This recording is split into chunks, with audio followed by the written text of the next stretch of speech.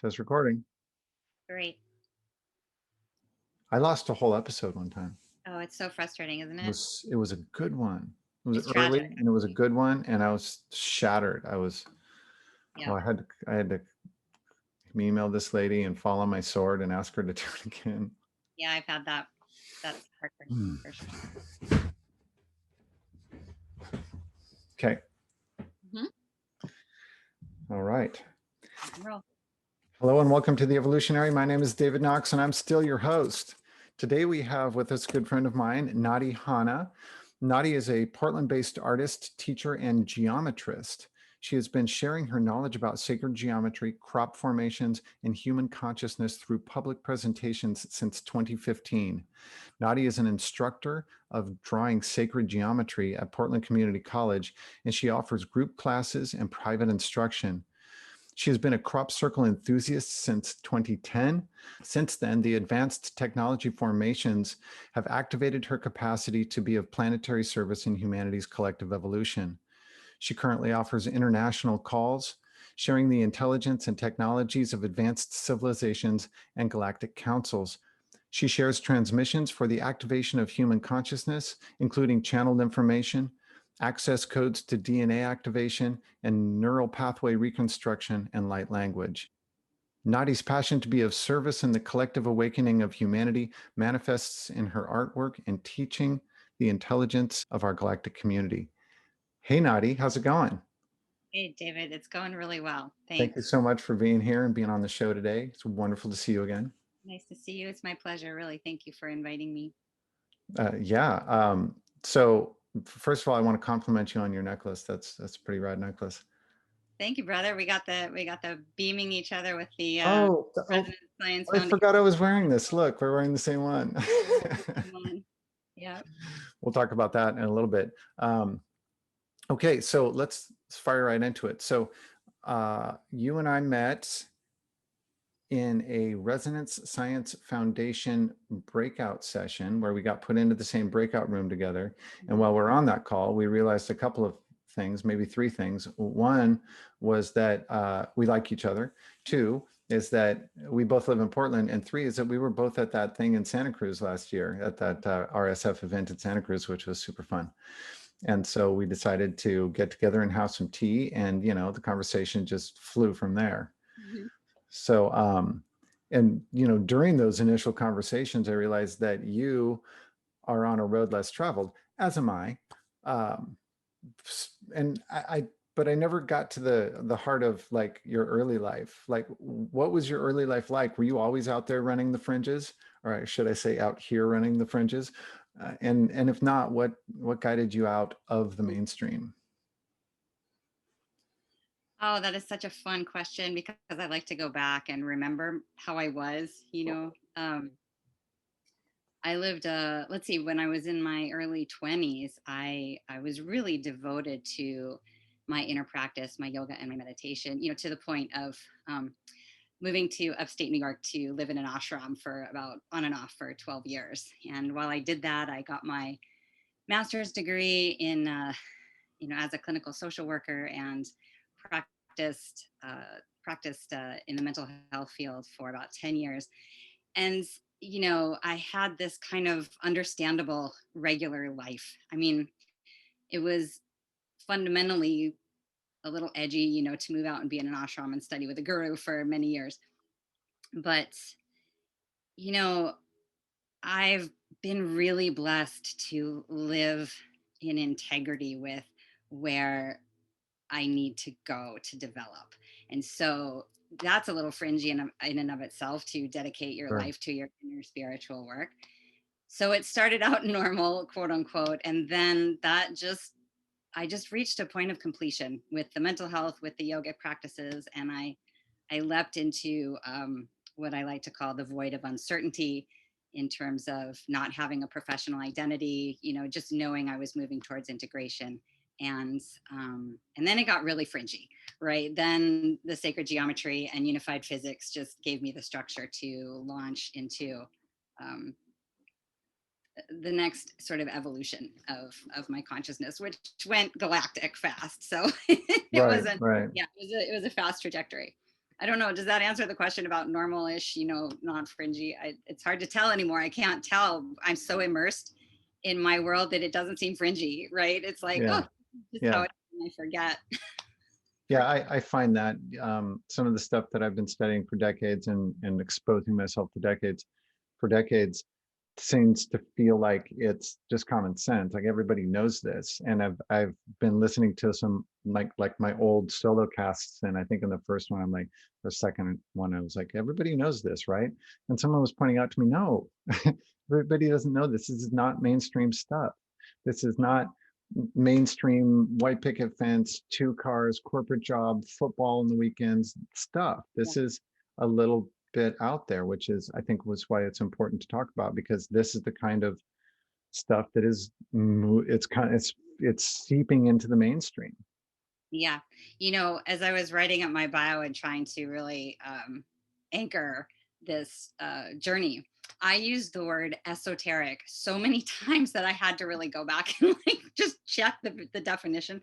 And it is intended for or likely to be understood by only a small number of people with a specialized knowledge or interest. And I thought, well, Nailed it. yeah, that's been it. That kind of said it all. So Yeah, yeah, so bringing it more into available discussion and dialogue. I think we share that passion. yeah, yeah, I Yeah, totally agree. yeah. So let's talk about crop circles. All right. I have I've been fascinated with crop circles for years, and I've got a lot on my menu, but that's one of them that I'm fairly interested in and passionate about, and have this fantasy of going to Southern Europe for a summer and spending the whole summer just chasing crop circles and sleeping in fields and stuff. Yep. That sounds like a good time. But so they're a great passion of yours, and you actually teach classes on them. How did you get into crop circles? Um, well, to me, it's fascinating because I had sort of a second activation in 2017, and I didn't remember that my first exposure was in 2010, right after I took that leap of faith. I moved back from the East Coast, and I landed in Portland, and then was guided down to Ashland to the Well Springs for a festival, right? And in that festival, this was like my first festival experience. The East Coast didn't really have one at that time.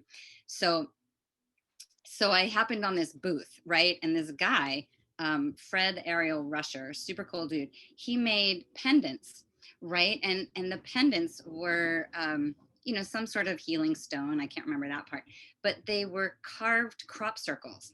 And then on the back of the crop circle would be the date that it was made. And so people would come and, their birthday, oh, it was so exciting, but it was this exposure to crop circle consciousness. And I couldn't leave the booth, and I didn't really know what was happening, right? And then the guy was just super tuned in, and he's like, "Oh, I'm really getting the sense, if you want to come travel and vend them with me, I need a partner." So I slept on it, and the next day I was like, "Yeah," and he's like, "Let's go to San Jose." So I did this thing of like selling in booths these crop circle pendants, and it was like 2017, maybe 2018. I had completely forgotten about that, right? And I unearthed this montage, when I came back from my leap of faith. I thought, oh, I'll do a vision collage, and all of that. And I found that after a decade, and in the center of it was a crop circle that said fundamental spirituality, and I lost it. I could not understand the synchronicity. I hope that's making sense, that I found this collage from 7 years ago, and I hadn't even recalled vending the booth of crop circles. so so that's what's called an astonishing synchronicity. And that is like a literal term in the crop circle community, because the crop circles are working on really, sophisticated levels of consciousness, where they are able to access our own intelligence, way beyond our third dimensional linear rational understanding and interpretation of this dimension, right? And so these synchronicities, when you start working with the crop circles, they're marvelous, and they're like a peek into another world. And it's a world that I really like. And so in 2017, I'm going to try to stay on track because I can really go far. So in 2017, I just saw an image of a crop circle, and that was it. It was like I was obsessed. I just wanted to be around them. I just started, snagging them off Pinterest and trying to draw them, to the point where I made several pieces that I included in one of my art shows. I had a crop circle wall of art, and it was very much like Richard Dreyfuss in Close Encounters of the Third Kind, like mashed potatoes. Like it was Mhm. all in, full consuming. And unbeknownst to me, consciousness activating, right? Because they're working on our psyche in ways that we don't even know, activating our subtle energetic and sensory systems. Mhm. So 2017, and then it usually comes in waves, right? You'll kind of binge for a while and then they drop off, and then there's an integration. And so there's been waves, and now I'm back into them.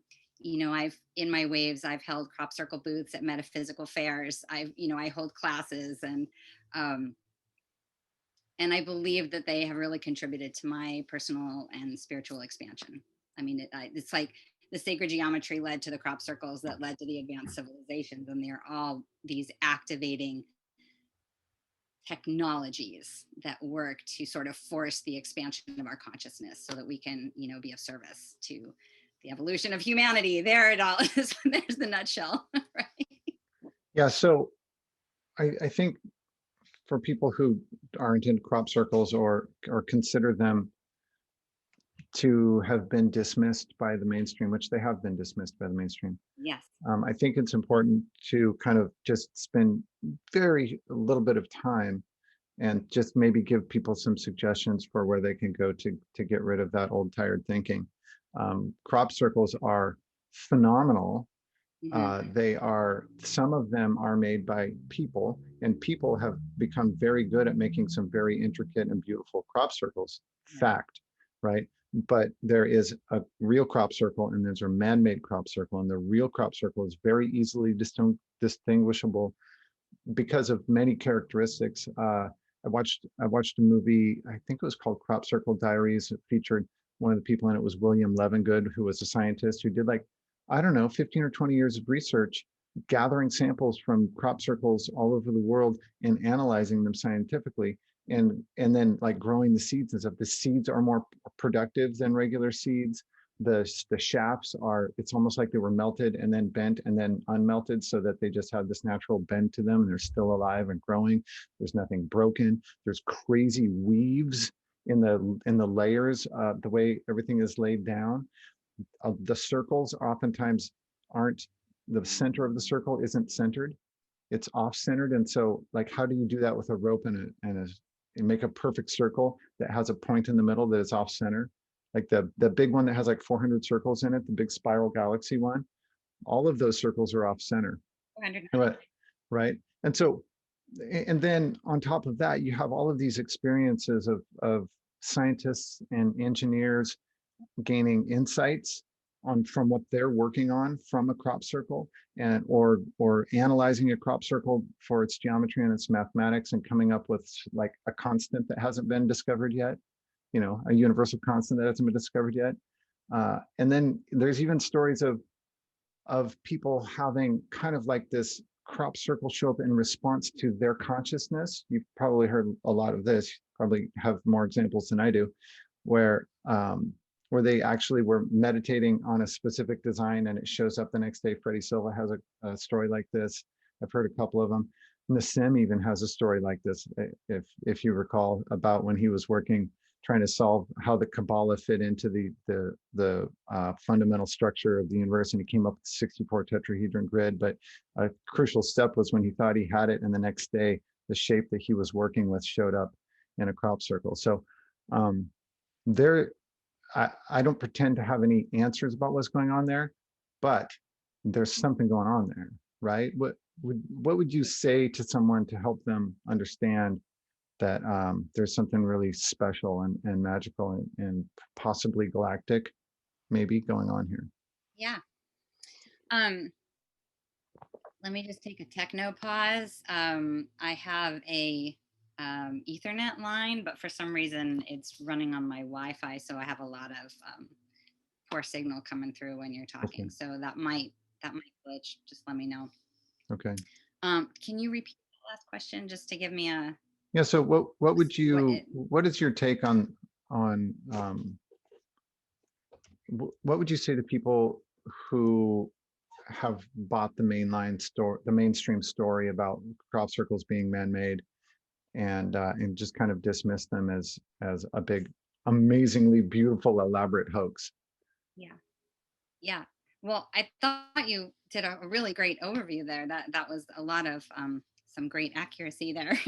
um, and you know, I've gotten to the point where I don't try and convince anybody of anything, Hmm. right? Because that's part of the genius of the crop circles is they work on different levels of consciousness, and everyone can have their own experience. There's, like you said, there's man-made, um, there's advanced technologies in many of them. There's genuine crop circles, and I think you offered the best nugget that people like to hook into, which is what's called the biophysical anomalies, right? Which is the stocks and the technical um, the technical explanations. I'll do that again. The technical explanations and empirical data, like increased electrostatic frequencies and registered um, sonic frequencies left in the crop circles, and um, the crystalline structure of the soil being altered, just on and on. People love to hear that part. And then, you know, if you like have firsthand experience with the crop circles, like if you come to one of my gatherings and you just have like a slideshow montage exposure to them, they are so advanced that they work beyond time and space. And it's inevitable that you're going to have an altering experience if you spend time with them, just looking at them. Right. So you can present the biophysical anomalies, which are interesting and sort of nice evidence. And then people can have an experiential interaction with them where they change um, they're left very altered, because part of the technology of the crop circles is these electromagnetic fields are supercharged, and people walk in and now they're finding out that like the energy is literally aligning the hemispheres of your brain, right? And so that actually happens looking at them from a distance, and it's just so marvelous that you can offer information, but then it's really great when people have that firsthand, even altering in the moment or later in a dreamscape or later in synchronicities, but you are changed fundamentally. And that's what happened to me, is that once it happens, there's no denying it. You've had this massive download, and you can't really go back. So there's all sorts of levels that you can work on, that they're really tailor made. They really Yeah. work with wherever we want to go, which So is part of why I call them advanced technologies, right? That's an advanced level of being able to interface, like you were saying, with Nassim, or with all the different peoples, being able to interface with our consciousness when we set an intention for wanting a certain formation to respond. I mean, this is really endlessly fascinating stuff to me. So I love talking about it. absolutely. And crop circles, at very least, we can say that there was advanced technology used to make them. That's empirical. That's the data. The evidence suggests that there is technology that is not mainstream, that is not understood by the mainstream. Most people would consider it to be not human, which is fine. But empirically, we can't say that, but we can say that this technology is bonkers and we don't know how it works, right? But then beyond that, the experiential factor is that it actually has an impact on you. It explains why you can sit and stare at crop circles for hours. Yeah. Yeah. I actually just held an event. Um, I want to tell this story because it's just so great. Um, I'm gonna postpone. I'm gonna hold off on a comment that I want to make about crop circles interfacing with the consciousness of our planet, because that's another aspect of them, right? It's another extension, which is really Okay. important. Just pop in to say, but I just recently held an event with um, meditating with binaural hemisphere synchronization and looking at crop circles, right? And I had the most fascinating synchronicity in that I had them on my screensaver just rolling for a long time, right? And at some point, I was sitting there just nerding out on them. And Spotify just decided to put on binaural beats for me. And so the binaural hemisync came on, and it was moving, it's synchronized with the crop circles on my screensaver. And I just about lost it. I was like, oh my God, I have to do this with people. But here's where it gets really fascinating. So the next day or something, I don't know, I taught a class. I didn't feel good about it. I just wanted to check out. I watched TV for a minute. And then I thought that, okay, I'll go back. I'll find one of Nassim Haramain's lectures, because I botched the class with his information. It's so user friendly but hard to describe. So I didn't feel good about that. I thought I'll go back and I'll find one of his lectures and I'll just get it straight where I glitched. So I just did a search online, and for whatever reason, way down the line was a meditation of his in Portuguese, right? Not what I was looking for. Why in Portuguese would I open that? And whatever. So I clicked on it and I realized that the subtitles were Portuguese. So I just started into it. And really soon there, with his voice, were the hemisync tones, and then the crop circles came up on the meditation. So he was literally doing a hemisync crop circle meditation, and it was from years ago, but I found that the day after all of that happened. And again, I just keep going on with these synchronicities, because it's part of the phenomenon. It's beyond our understanding of how things are put together on this dimension, and it really does hint at a larger dimensional reality, a larger intelligence, and I live for that stuff. So there's that. There's us and our consciousness interface, and then there's a lot of different explanations about why the crop circles are here, not only for our consciousness, but also, how is it that they're impacting the planet? How what are her energetics, and the response and the interplay? They're helping her consciousness? Are they coming from her and we're mirroring, and all of the ley lines and the energetic places, and how is that feeding the planetary ascension, and the healing of the planet? So that's needs to be noted, that there's all sorts of really important information about where the predominance of them happens, and we speculate at best, right? Yeah, So that's yeah, pretty much all we have. And I'm sure there's some people that have downloads about them that are very detailed. yeah, But in terms of someone like yourself who's studied them quite a bit, that's as much as we can tell. But they're also an offering that we can consume, yeah. right? That actually does something to us in some way. Devour. Devour it. Yeah. Okay, so I guess before we leave, I have a thought I want to toss out there just before we leave the crop circle discussion, and that is I've noticed this thing that has been happening with crop circles and UFOs, and I think that it's interesting that they started out very rudimentary, and Hmm. then there tended to and then there was an improvement Hmm. in evidently the technology being used to design and create them, because they have blown up with their with absolute amazing intricacy and creativity, and like just mind-blowing stuff with the way everything is layered and weaved and woven together, and in the actual fibers of the crop itself. um, and then they become so beautiful and so massive, and they used to be a circle. And they kind of came, and we have a record of them. Like we can do, you can hop online and see the maturity of crop circles happening over the last 3 decades. And even you can go further back to, like, that devil guy mowing a field in the 1800s or whatever. But um this it's something similar happens with UFOs, where there's the 50s style UFO, which is like a metal disc going like this, shaking in the sky. And nowadays we have a lot better UFOs, and lots and lots and lots of footage of them. And so I think that's very interesting. Do you have any thoughts about what's going on there with that change, that evolution? Yeah, I mean, I would hypothesize that that's a direct relationship and connection. I meant reflection. It's a direct reflection of our consciousness, and this mirroring process.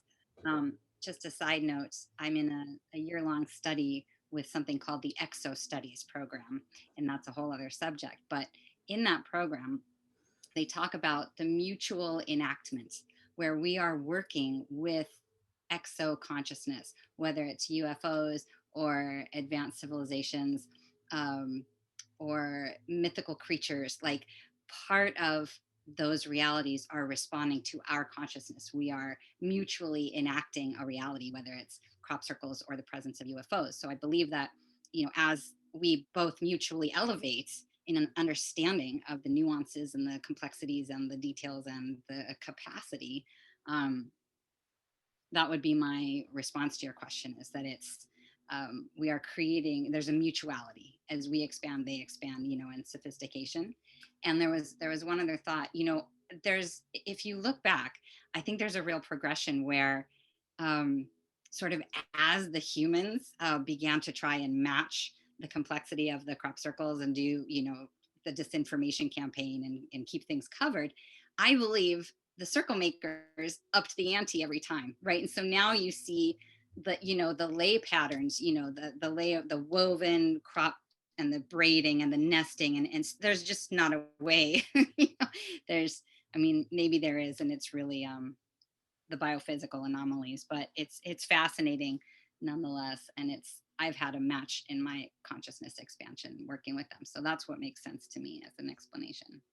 Yeah, that's really fascinating because as you're saying it, I'm recalling that I used to sit around and think about the creation of gods, and that maybe it could be there that the gods of any religion are real, and that the Mhm. reason that they're real is because we created them with our consciousness.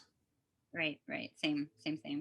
Yeah, we'll just put that one on the back Fascinating. burner for now. I just drop that in there and move on. No, it's a great inquiry. It's yeah, that's, I mean, entire schools of philosophy and existential exploration are built around that, right? So we'll Uh-huh. sum it up in a sentence and call it good. Yeah, just right. Just wrap it up, put a bow on it. Yeah, But then I'll right. just put it on the shelf.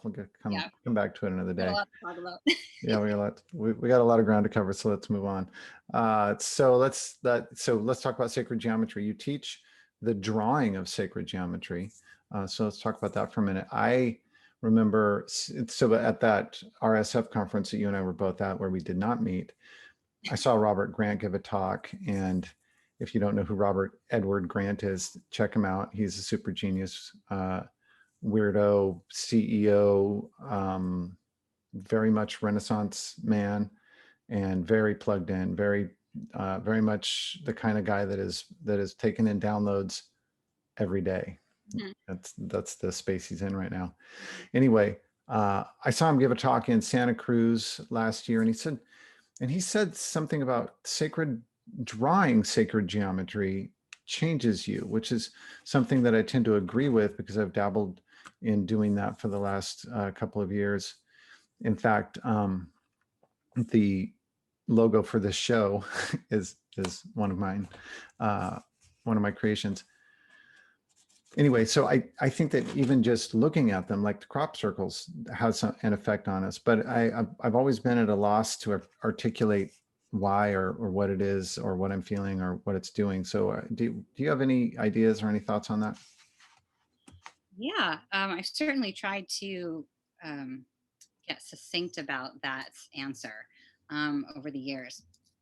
And first I would say this is sacred geometry and math are the universal languages, right? So we're talking about pretty advanced intelligence that we are, through the centuries, um, you know, in mystery schools, this information has been passed down because it is profound and life changing, as you were saying, and very powerful.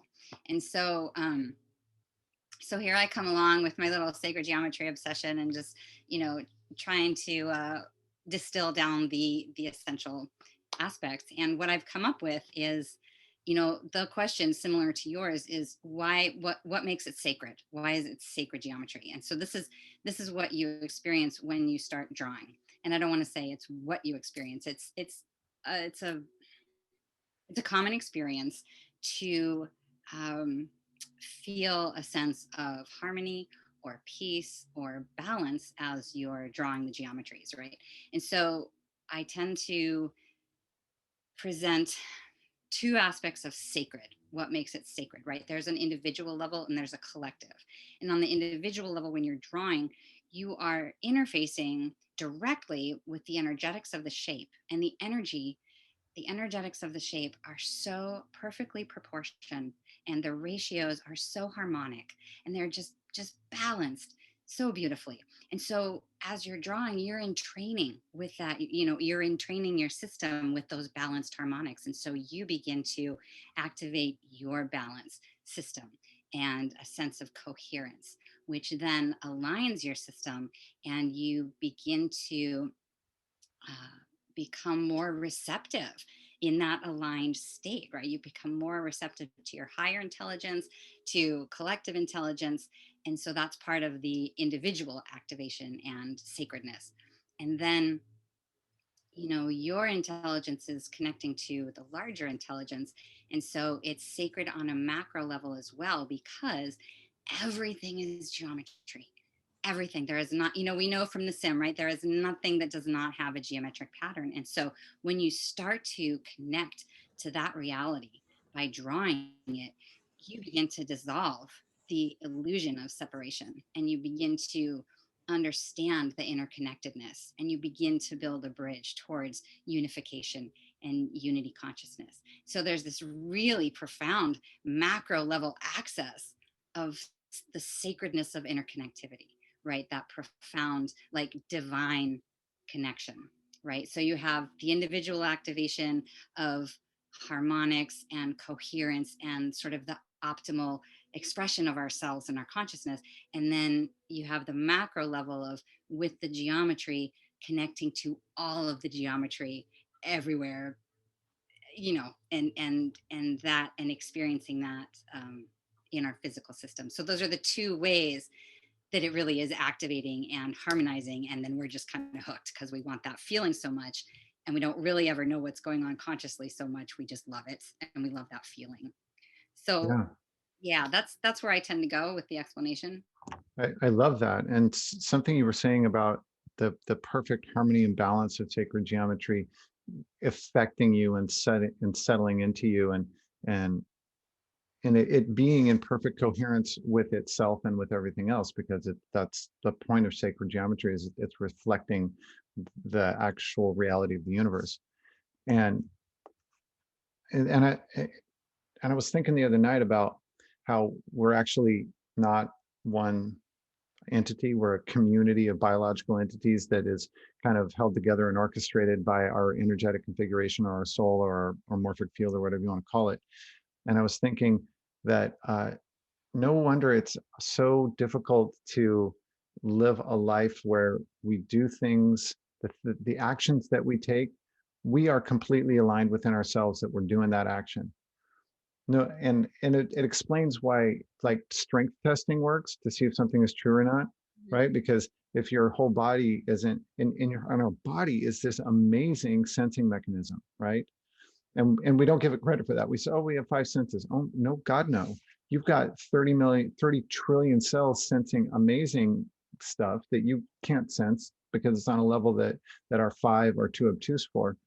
But then if you're trying to do something in your life and you haven't marshaled all of all of your tissues and all of your organs and all of your systems and all of your psyche Yeah. and your heart and your mind, all to be like, yeah, we're on board with this, then of course we're going to run into issues because we're not really aligned and harmonious and balanced just within that one act. So from the microcosmic, that makes total sense why it would start to set in and actually help us to flow better in our lives, because when we become balanced and we become harmonious with ourselves, we can start getting rid of that stuff, the superfluous stuff and the fears and concerns that are obfuscating our life.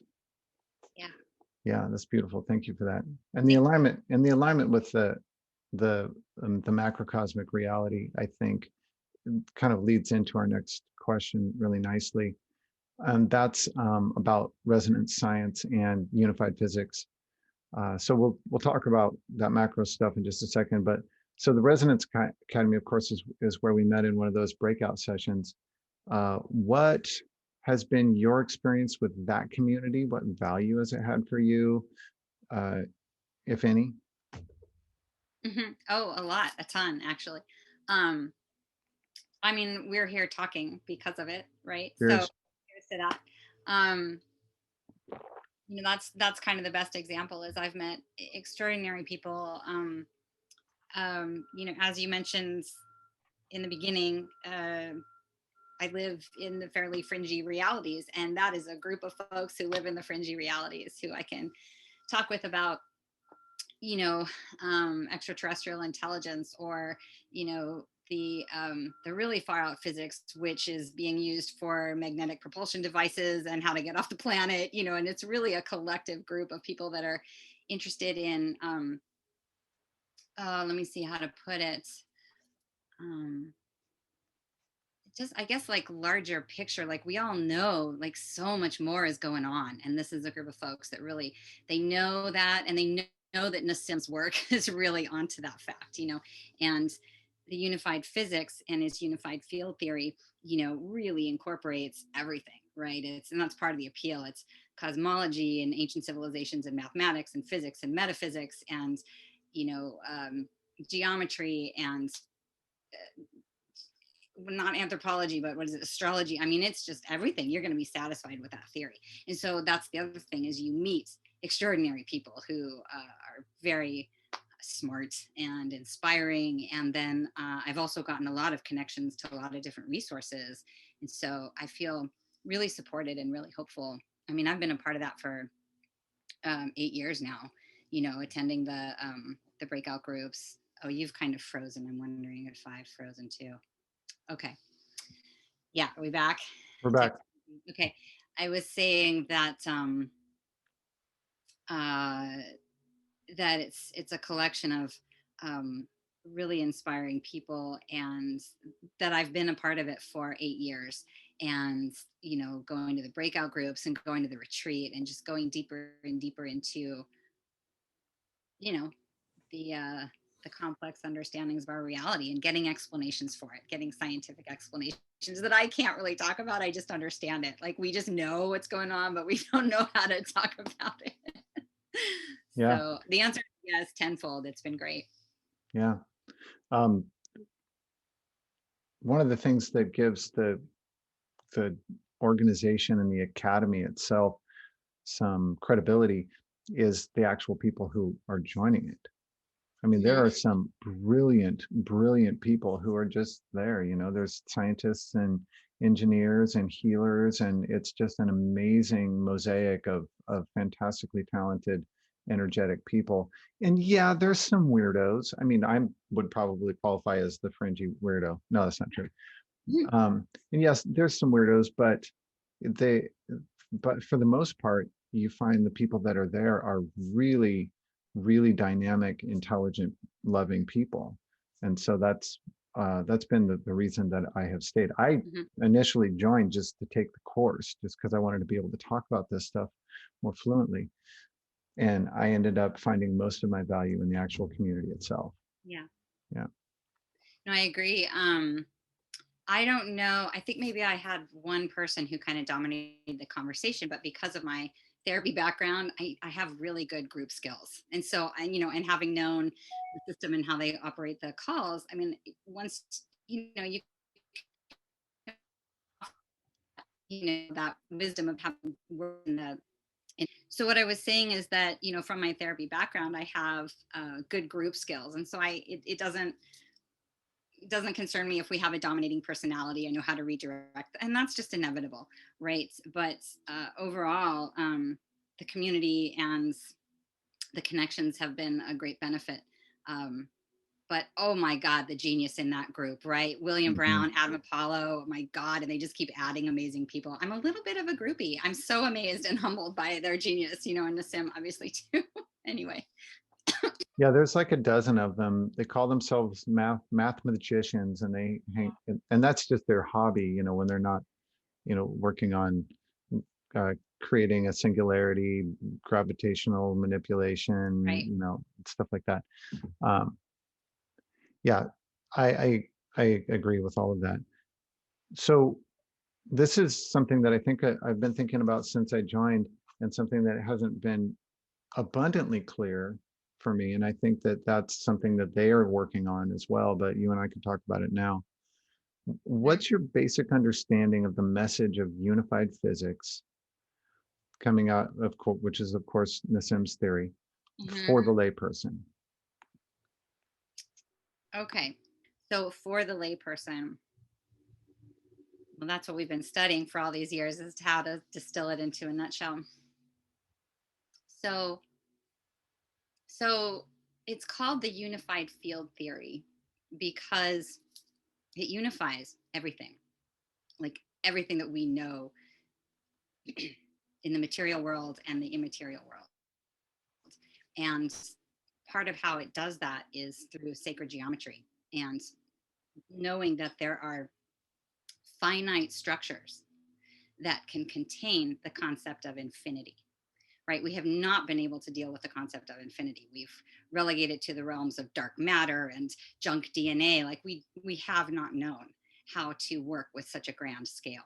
And so the geometry contains the infinite. And part of what my understanding is that, his equations and his math have resulted in are he's created a scalar model where the geometry literally has solved what's called the vacuum catastrophe in physics, right? It has solved the gap between cosmology and the cosmological and the quantum. So before you had these two massive understandings of our reality that just couldn't talk to each other. And so understanding that there is a geometric pattern that unifies both the quantum and the cosmologic, and understanding that space unifies them both, he's found these two fundamental principles that unify, that bring everything together. And in the process of reclaiming the 99.99999% of reality, and the 0.0001% being the material world, the rest of the 99, being the energy in the space. So in bridging the cosmology and the quantum, he's brought back into consciousness the understanding of, ether and space and prana and chi and all of these vital forces that have been relegated to the mystery schools and the esoteric, right? And so he's reintroducing energy, and in so doing, there's a whole school of folks in the past decade or two that are on the cutting edge of tapping into energy as, an energy source, right? Remembering that there's this infinite availability, and the thing that why that's been suppressed, as we know, is because that would completely change our worldview, our paradigm from scarcity and lack to abundance and unity. And that's my nutshell. That's the best I can come up with in terms of an overview for what's extraordinary, an extraordinary breadth of work. And he's got new papers out, that there's the holographic math solution, there's the holofractal graphic reality. I mean, to try and summarize this stuff is kind of goofy, and I don't know how I ever get it, how it ever goes, but that's my best effort. Yeah, I long to be like Jamie Janover, where I could just sit here and just spew for like 30 hours on this stuff. Right. Um, but I agree. I think the biggest thing that the model of unified physics from Nassim and from the foundation does is it introduces a model of understanding that, first of all, the fundamental thing that it does is it brings back in the ether, Yeah. the idea that space is not empty, it's full. It's full of energy. It is energy. And then in this model, there's allowances, or even a fundamental aspect or component of it is consciousness and intelligence, Yeah. because it's a system wherein we are inside of a singularity. The Mm-hmm. universe actually obeys the conditions of the Schwarzschild condition of a black hole. We live in a singularity, which means that everything is absolutely connected. Nothing moves or does or thinks anything without impacting the whole, Right. which is a bit to get our mind around in a universe where it looks like I can, go out and do something and it doesn't affect my neighbor, but it affects the whole system. It has to. It's too tightly packed with energy, right? I mean, that's what the description of the ether kind of is it's this amazingly superfluid, incredibly fine, the granularity of it incredibly fine, like trillions of times smaller than a proton. But it's so tightly packed with energy that we can't we can't do anything without impacting the whole system. And so it's this universal dance, this flow that's happening within this system, and it starts to make sense. And it's pulling in everyone from science that is bored with the old story. I mean, there's scientists. That's the thing, is every time I get on a call, I meet a scientist, right? I mean, people are flocking to this idea because it resonates, because it makes sense, because it unifies. And aside from unifying physics, of course, it also has a message of we actually are all one. We're actually all holographic fractal representations of the universe.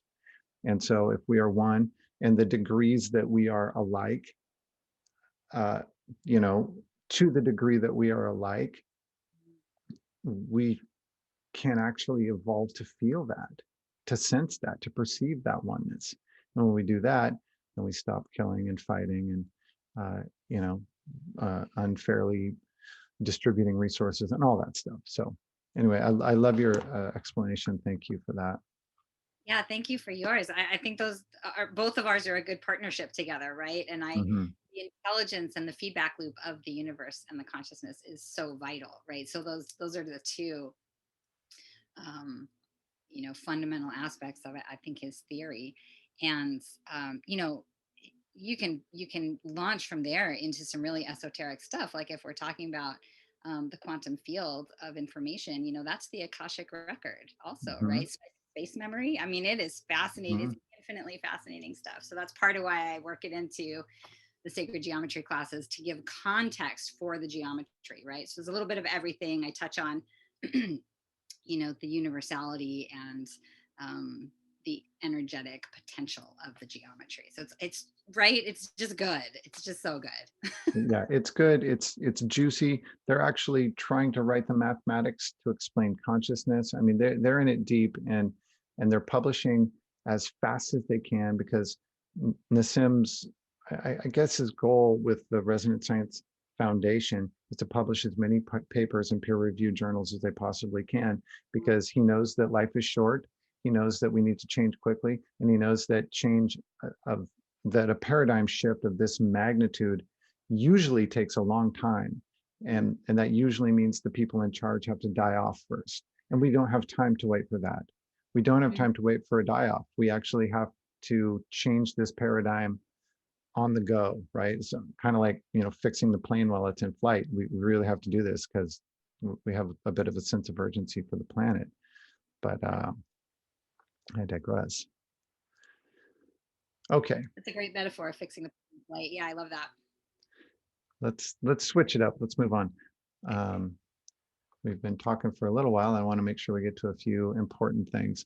So I've made reference many times on this show to galactic contact, and I've noted that massive numbers of people around the world are experiencing it. That these people are from all walks of life.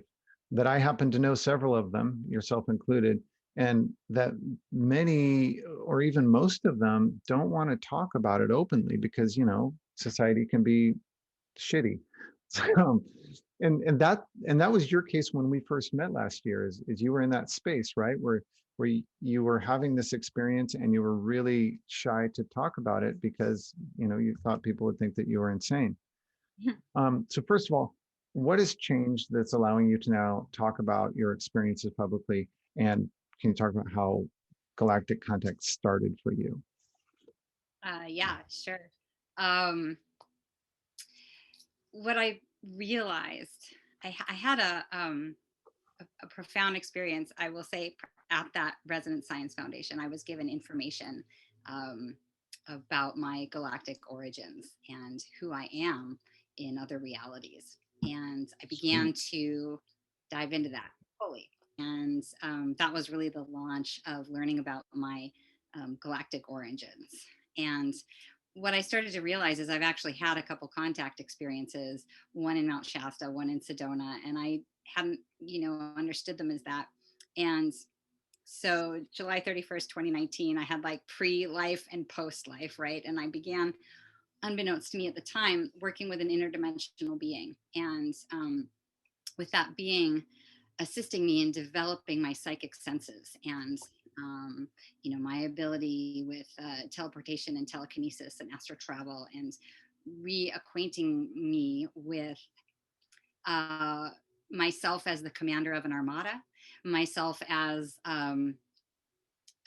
fairly regal positions in different places around the universe. It's been fascinating to learn about myself, my off-planet self, my off-planet realities. And I just have this little voice in my head going, oh no,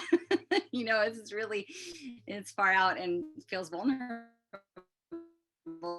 to things.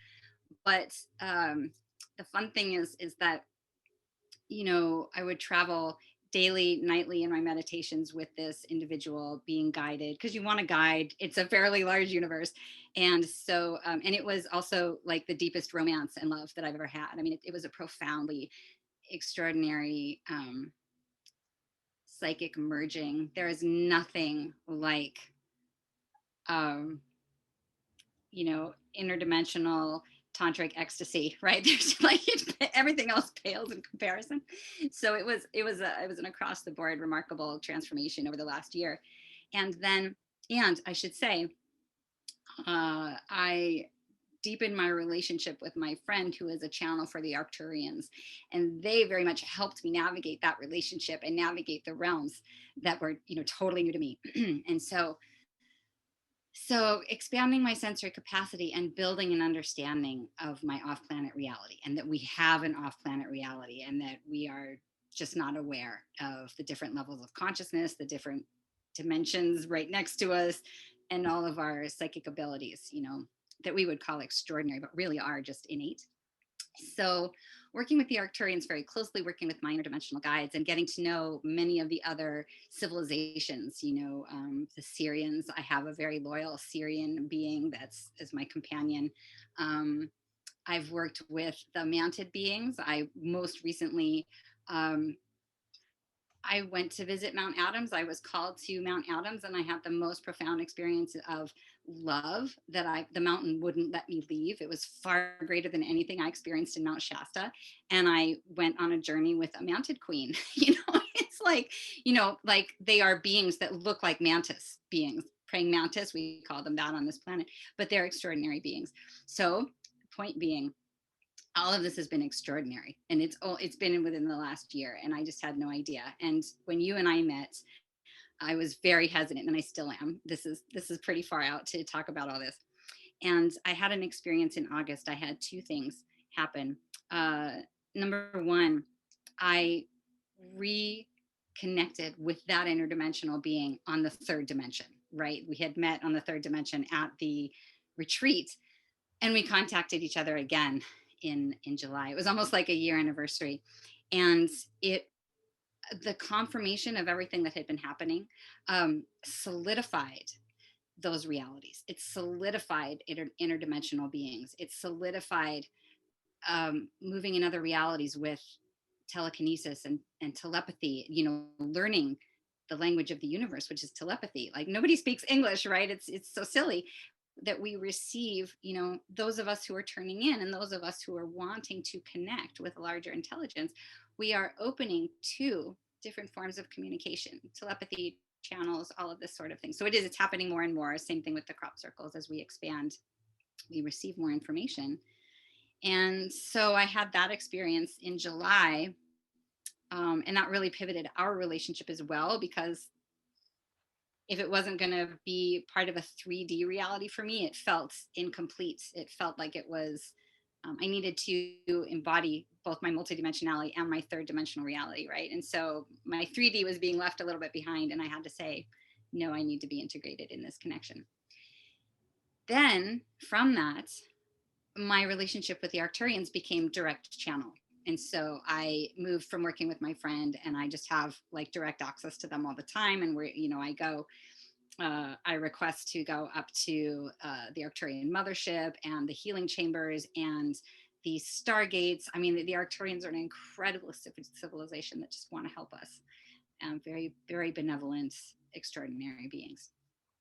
The other thing that happened is I signed up for this exo studies class that I mentioned earlier with Sean Esbjorn Hargens. And I'm around a bunch of people that totally assume these realities. And I feel so validated and like just ready to go out into the world and talk about this stuff as completely real, because these are like on par geniuses with, the Resonance Science Foundation. Sean is the most incredible genius. He is of the school of Ken Wilber and integral studies, and he's just got this meta theory. And exo studies is seeking to explore, this is the quote, right? Explore explore the sociological, psychological, and scientific implications of living in a multidimensional multiverse, right? This is like a year-long program, and it's just extraordinary where, we're talking, there's 42 weeks, and the subjects are like galactic ambassadors and exolinguistics and the imaginal realm and exopsychology and the social denial of all of these realities and ET religions and UFO cults and exotheology. I mean, it's it's incredible. And this guy is just great. I really encourage to look into him. I found him through a podcast, much as yourself and the good work you're doing, a podcast with a gentleman, Stuart Davis, and he does, it's called Artists and Aliens. And Yeah. I found him and a bunch of other people. And so those are the two answers, is that, that interdimensional relationship like culminated in this like actualization of my knowing, like this deep knowing just came to the surface. And I was like, oh, this is how it is. And I would have lost my mind. Let me tell you that. It was so profound. I had a parallel reality of this being that was right here. And I, to try and distinguish between third dimensional and another dimension and what's real and what's not, I was walking an edge. And, the Arcturians were really able to help me see why I had created the whole situation, why it was here to help me and serve me. And so I was able to integrate it and become much more stronger in talking about it and much more willing, and just this knowing of like, yeah, this is what's happening.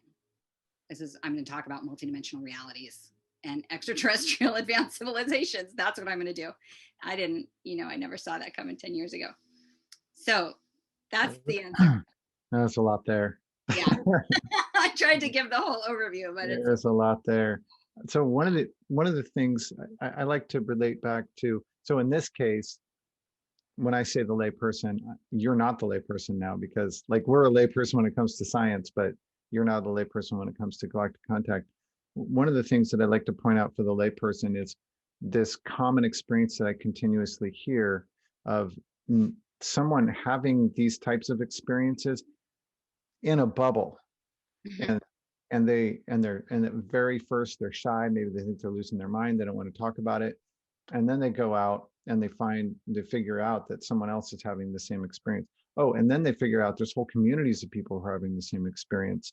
And to me, that's a validation, because I have actually watched you go through that, and I'm currently watching another friend go through that right now, where they've had this experience, and I'm like, do you know other people have had this experience? And they say, no, I don't. And I'm like, well, that's very interesting. Why do I know so many people and you've had the experience and you don't? So, by the way, I haven't had this experience. I've had a lot of cool experiences, but not this one. So I think that's validating. I want to add one more thing though. Yeah, go ahead. Overall picture, but if you want to, I didn't mean to interrupt if you're finishing a thought. Yeah, shoot.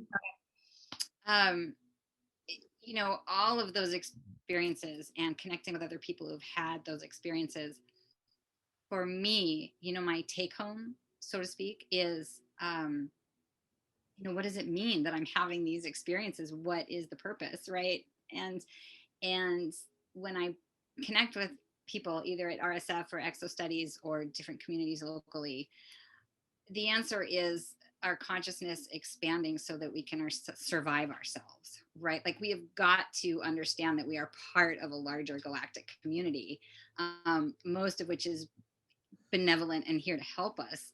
And that when we tap into that, we can expand in our own consciousness and then thereby be of greater service to humanity, because Mm-hmm.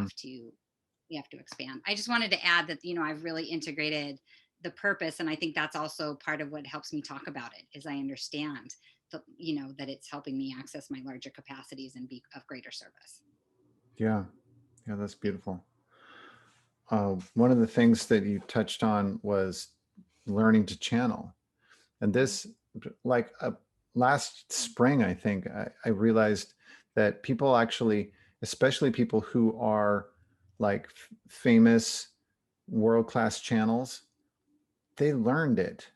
There are some people who were like tapped on the shoulder, hey, hello, I would like you to channel. And it's effortless. And but the rest of them actually started learning to channel, learning to open to channel, learning to get into the exact vibration or the exact level of meditation slash active awareness to be able to let it come through.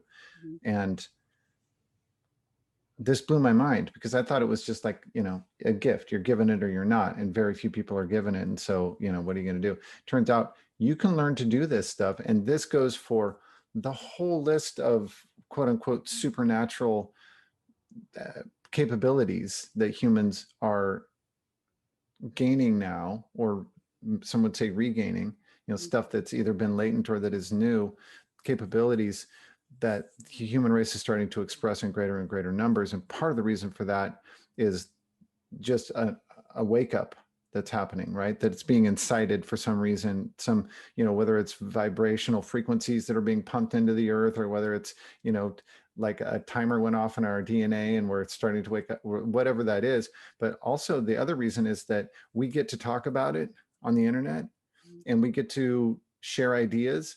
And if you want to learn how to astral travel or remote view or move stuff with your mind, or if you want to learn telepathy, or if you want to learn shamanistic journeying, or if you want to learn channeling, you can go out and find a program to teach you to do that and give you the practices that you can go over and refine and actually learn to open to channel. And so you did something similar, yes, and by the way, I think that it's kind of a combination for you. You got tapped on the shoulder and you practice, right? Mhm. So that you kind of did something similar with learning to channel the Arcturian consciousness, yes? I did. And, a couple things. I love what you're saying about channeling. I think our collective I think our collective definition of channeling is changing, right? Mhm. Like in the 90s, we had all of the Bashar and all of this like presentation of channeling as a very esoteric, unique, like not everybody has that skill. So I think it's really becoming much more available. As you're saying, I'm just confirming that.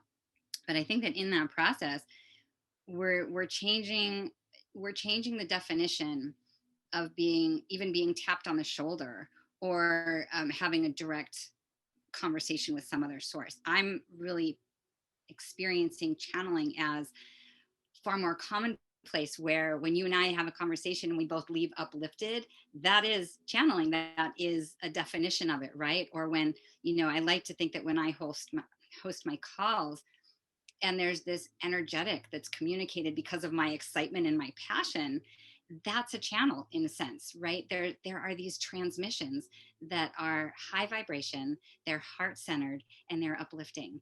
And I think that we can actually shift to calling that a channeled experience, because we are being through high levels of energy. And so I've shifted that. And you don't want to abuse the conversation, right? That happens as well. But I think that confirms that, so many of us have the capacity. We are all able to be channels in the practices to open to that flow.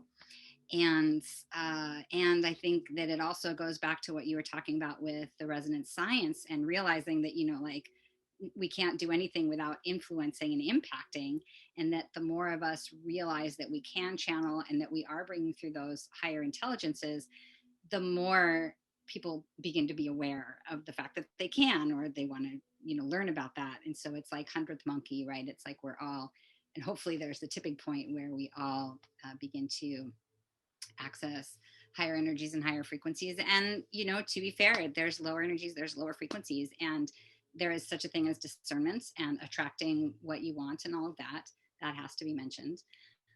But I think all of that comes to mind when you're talking about channeling, and oh, and just to finish that, I definitely got tapped for a new level, but I was actually channeling light language for um, 5 or 6 years. When I moved to Mount Shasta is when it started happening. And that's a beautiful non-linear language that I speak and sign.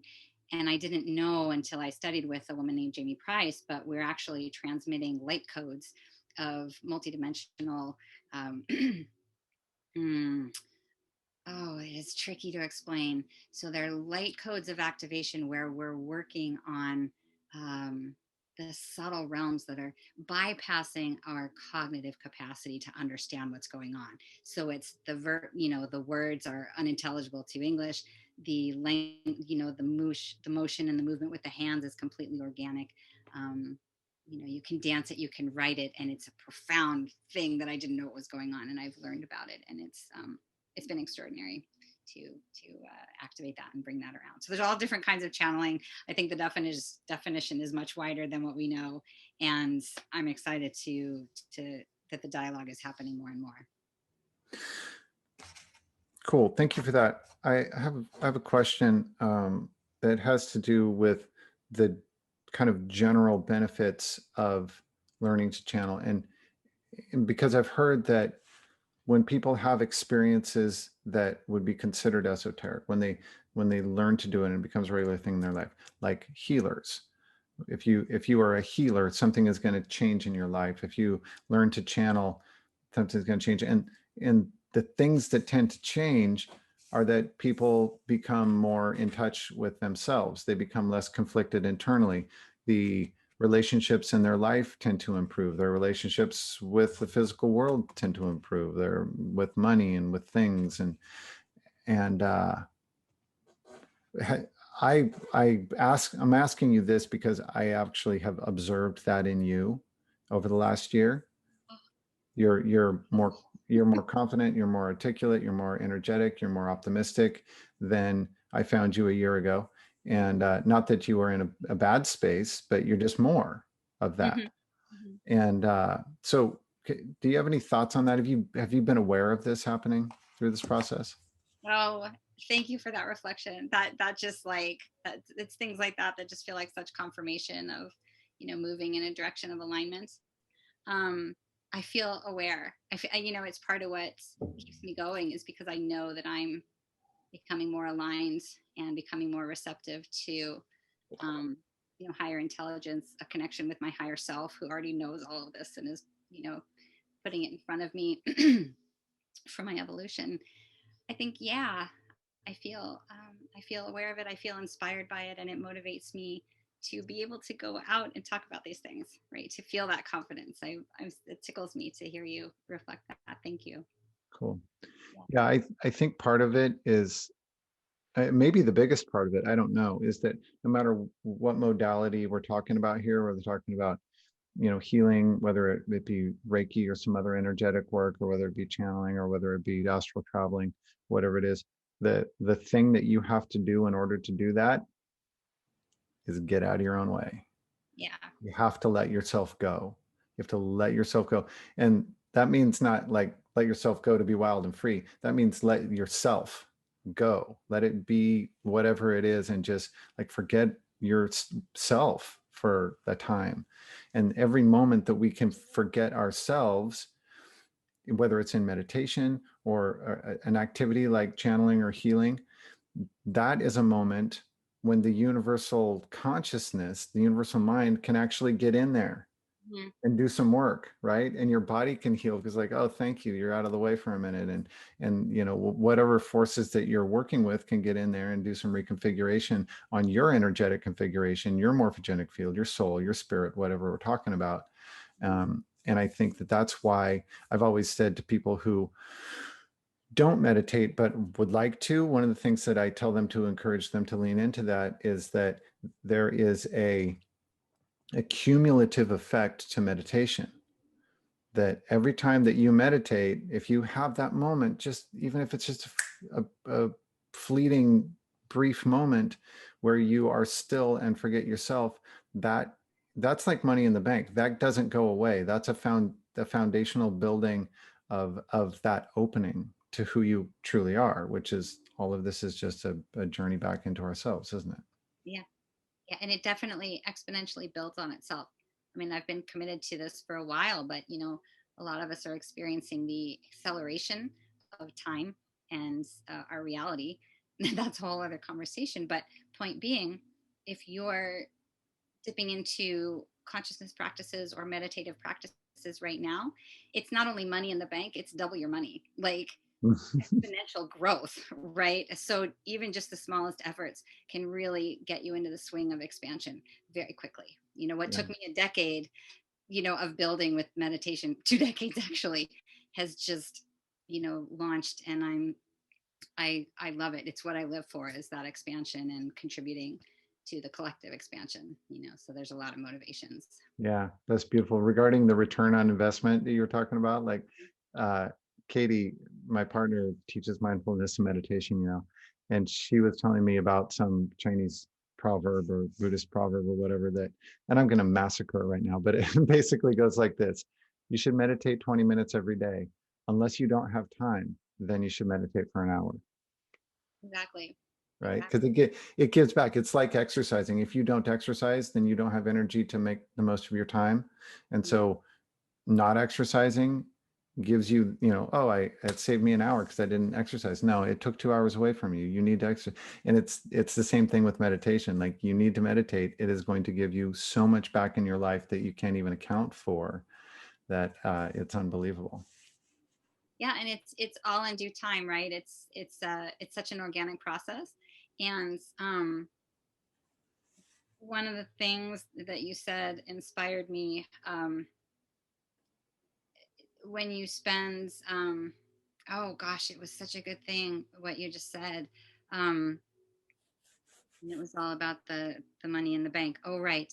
So one of the things when you decide to meditate or invest in yourself, or as you were saying earlier, get out of the way of yourself, right? The fundamental uh, practice that we are considering is deprogramming and reprogramming. Like, we are attempting to shed lifetimes of very thick program of limitation, and every Mhm. step you take towards reprogramming is, shedding those layers of conditioning that say we can't.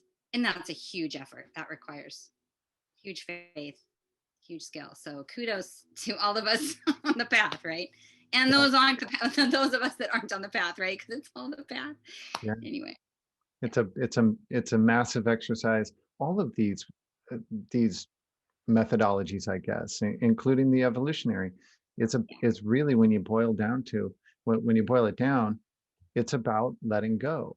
It's about a massive effort of getting rid of all of the junk that was programmed into our brains over all of human history, and that therefore is programmed into at least the part of our energetic configuration that comes through different lifetimes, to get rid of it, to let it go, and that's the practice of expansive worldview. We Mhm. we don't need to get our worldview accurate. That doesn't exist. Right.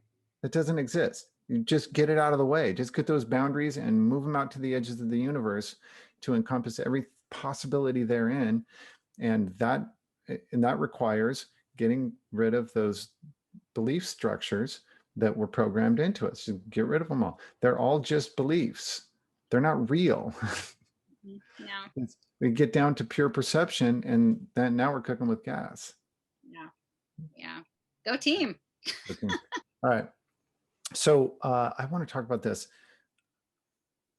I've always had this. I've always said that it's important to find the value in a message, if there is any value in the message. Um, and I tend to parse out any message that I call into what I call the fluffy details, and then the core message, right? And the fluffy details could be a lot of things, but I tend to call them production value. They're there for the production value of the story, right? So for instance, most religions have a lot of pretty fantastic details in them that to me are completely superfluous or not relevant to my life, but then they might also have a message of love and peace, which is impactful to my life. And therefore, I don't want to throw out the baby with the bathwater, right? So I'm going to keep the core message, and the fluffy details, the production value. I can do whatever I want with it. I can have, if I enjoy it, if it rings true to me, then I can like have that part of my visualization or part of my model of understanding or whatever. It doesn't matter. Or I can burn it. I can toss it. I can do nothing with it. Or I can just like, just observe it and go, I don't have any opinion on that. And I tend to do all of the above. So I say that because it's really important it's an important skill for us going forward as humanity to be able to hear a message and say, what's the core of this message, and does it have value? Does it resonate with what's real inside of me? And if so, then I'll keep it, and I don't have to get rid of the message, the core message, just because I'm struggling with some of the details of it, right? And so that's the preface for the people on this call who are struggling with this, getting their worldview around this topic. What is the core message that keeps coming through to you from the Arcturian consciousness? Mm-hmm. Mm-hmm. First of all, I love it in my life that I'm getting that question asked of me. Right. Like just hearing it, there's part of me that steps outside and goes, oh, look at what's happening. And it's happening to reinforce that I am so much more than what I think, and that we are so much more than what we think. And this is nothing new. This has been like the nugget in, the Gnostic traditions and those teachings that we relate to, because we know we are so much more, right? So this is just my version where, these advanced civilizations are responding to the advanced capacity within myself and just reinforcing what I already know, right? And that's what we resonate with, is like, oh, I know I'm so much more than what I look around and see in this 3D reality. And not that it's not cool, right? It's got some perks, but man,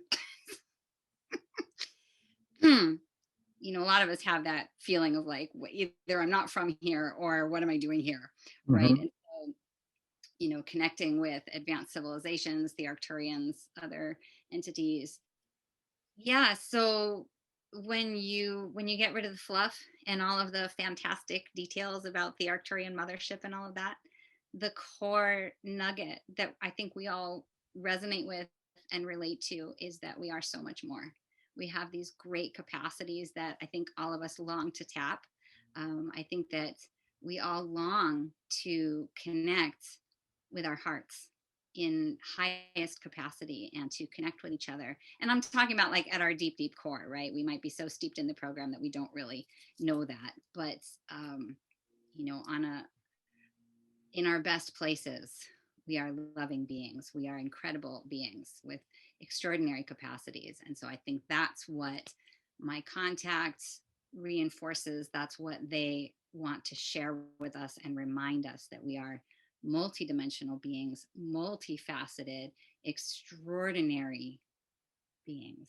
And that feels great. That makes everything doable to me. Like, yeah, I'm gonna tap into who I really am and be of service that way. Yeah. Remind everybody who they really are. Like, wow, we're extraordinary. Feel into that. Let's go party from that place. It'll be fun. Yeah, I love that. And, for those of you who, that's the message. Like if you don't want to believe that there's such things as Palladians or Arcturians or Syrians or whatever it's that are out there to start with, and, to finish with contacting people, you can still take that message. That's a valuable message. Mm-hmm. And if it's uplifting and it's useful and it's not harmful, then take it and like find a belief structure that it conflicts with, and rip that fucker out and put this one in, so that, right, I mean, Sure. that's also another skill that we need in the modern era, in this particular era, is we need the skill to switch our belief systems. Yeah. We need the skill to look at every single belief that we have Yeah. and say, is this of value to me? And if Yeah. it's not of value to me, sometimes there's some hard work, some deep work to get in there and out, rip out a belief system. But we still need to be able to change out our belief systems and ultimately move toward that state where we don't have any beliefs. We're just present. We're just perceiving. Right. Yeah. Just to add a couple things, those belief systems, Abraham talks about, I use this all the time. There's 4 sentences. Thoughts are not necessarily true. Thoughts are not necessarily false. Thoughts are vibration. Choose your vibration, right? Choose the best feeling thought every time. That has really uplifted me. Mm-hmm. And point being, our thoughts in those programs are energetics. And the Arcturians and many of the civilizations, part of why I call them advanced is because they have the ability to energetically infiltrate those blocks and those locks that are the program and basically just dissolve them. I mean, it's like the most easeful restructuring. And so that's another part of a message, is that it is really possible and it's available. You don't have to be talking to the Arcturians. Uh, you can choose to believe that we are more, and then the way that works for you to experience that is going to come, right? So that's really where that nugget is, I think I mentioned it. It's like Jesus, teachings of Jesus are the same thing. I mean, these are universal principles of like how extraordinary we are. So once you choose to believe that, that feels so good. I am so much. And then there's law of attraction. It builds. And for me, it's built by, going within myself, which has helped me go outer into the other, Yeah. yeah. That's beautiful.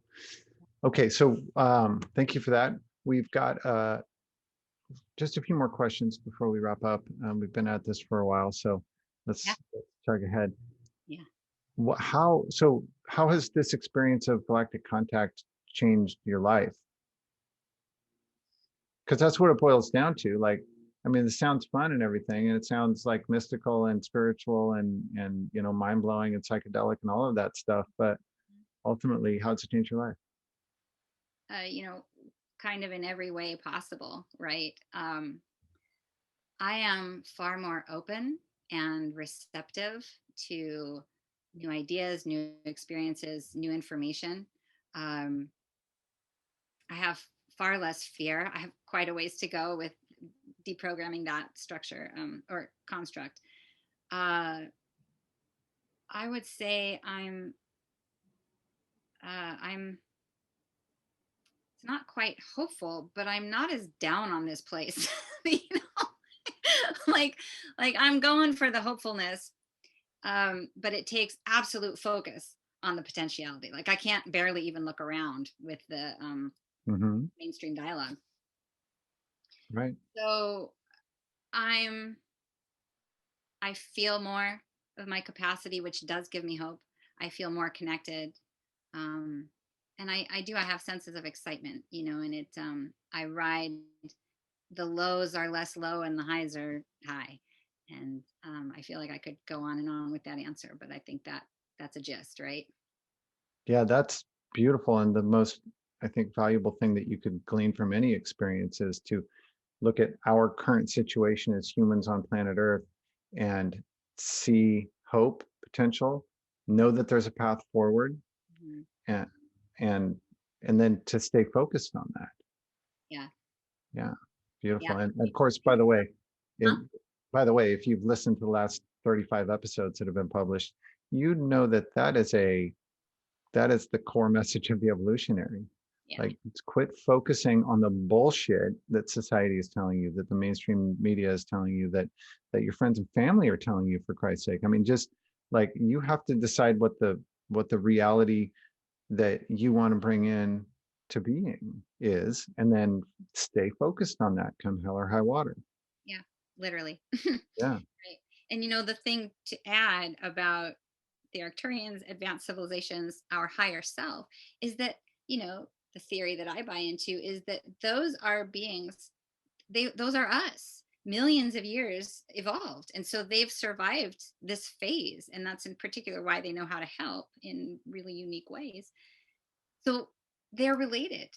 They've evolved and they're here to help us. And so that makes sense to me. I just wanted to add, the hope, that's part of where the hope comes from. Yeah, I love that. Yeah. Okay, so a couple more questions. What's next on your creation agenda? What are you working on? What are you excited about? Oh, fun. I am so excited. Um, it's been really interesting to experience the pandemic in a positive way, right? But my offerings can reach a far wider audience. You experience this as well.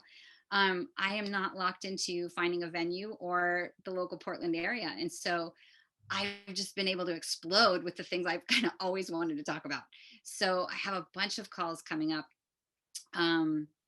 This weekend, which is the 21st and 22nd, I'm teaching level 1 and level 2 sacred geometry drawing classes. So those are both like 3 hours of, delicious dive into how potent the geometry is. And they just, they build on each other.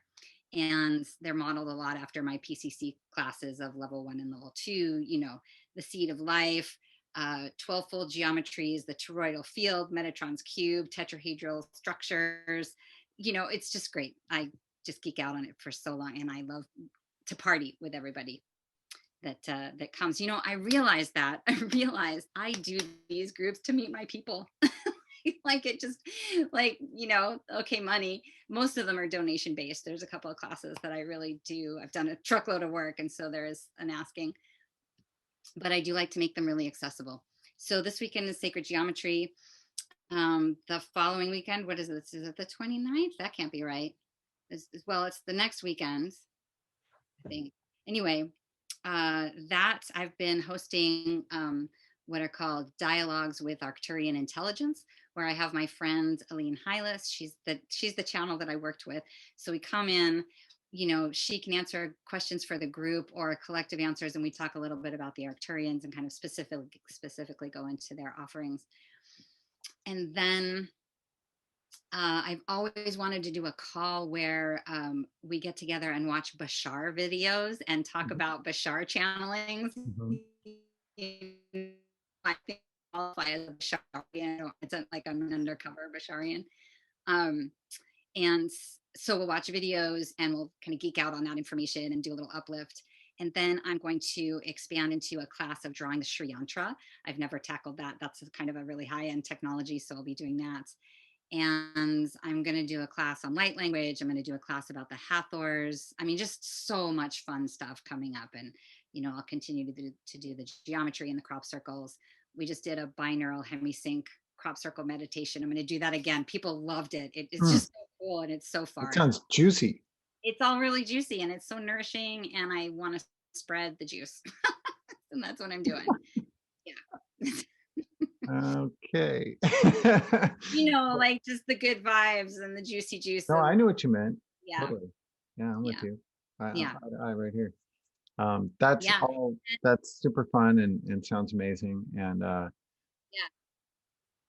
And I love being on here and being able to talk about it. I want to really thank you for the opportunity to talk about my passions and to relate with you in this, in this conversation, and to feel a connection in that, and, a brother, sister, family of connection and uplift.